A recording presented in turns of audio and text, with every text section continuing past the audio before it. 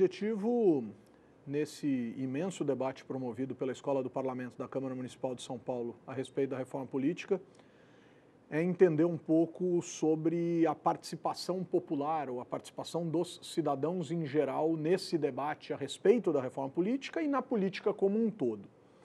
Acho que a gente pode compreender que existe um apelo para essa participação, seja na forma de envolvimento das pessoas nos debates e nas propostas de reforma política encabeçadas pelas organizações da sociedade civil, a despeito do fato dessas serem boas propostas ou não, eu acho que cabe, claro, o debate nesse sentido, mas também de que forma que a sociedade poderia ser formalmente envolvida em decisões acerca da reforma política.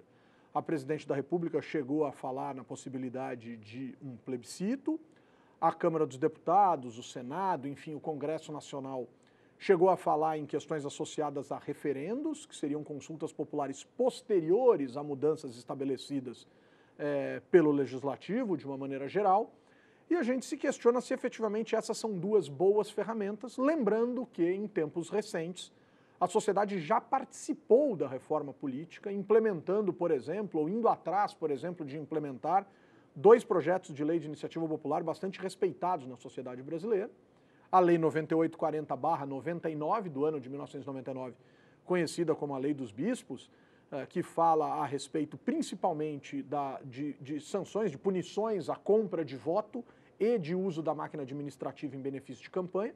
A despeito da existência da lei, sabemos também de uma distância enorme, do desafio imenso que existe em ver isso funcionar na prática, vencendo a cultura política brasileira. E mais recentemente a questão do ficha limpa, né? Então acho que a gente tem essa situação posta, né, que desafia, né, a participação dos cidadãos. Nesse ambiente todo, a gente poderia também tratar a respeito de questões associadas a propostas de reforma política que ampliam a participação da sociedade. Por exemplo, recentemente foi aprovado em primeira votação na Câmara dos Deputados a diminuição no número de assinaturas necessárias para a apresentação de um projeto de lei de iniciativa popular. Essa é uma pauta, ou este é um ponto da reforma política que estaria relacionado à ideia de uma melhoria na lógica da participação popular ou de um arrefecimento das barreiras para a apresentação de ideias por parte da população. Por exemplo, pode-se chamar isso de reforma política?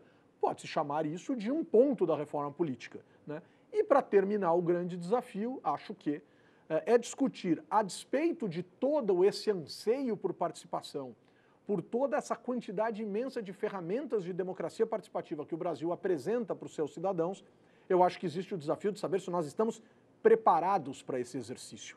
E aí entraria uma discussão que inclusive tem uma relação absoluta com o trabalho da Escola do Parlamento, que é a questão relacionada à educação política. Os dois pilares da democracia, ou a democracia está amparada em dois pilares essenciais, um deles é a participação, e participação vai depender do modelo de democracia que nós temos, e o outro é a informação/educação.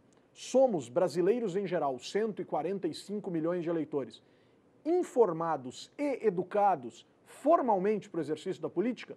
Tenho minhas dúvidas. Isso prejudicaria a participação? Tenho mais certezas do que dúvidas. Vamos adiante, vamos ao debate.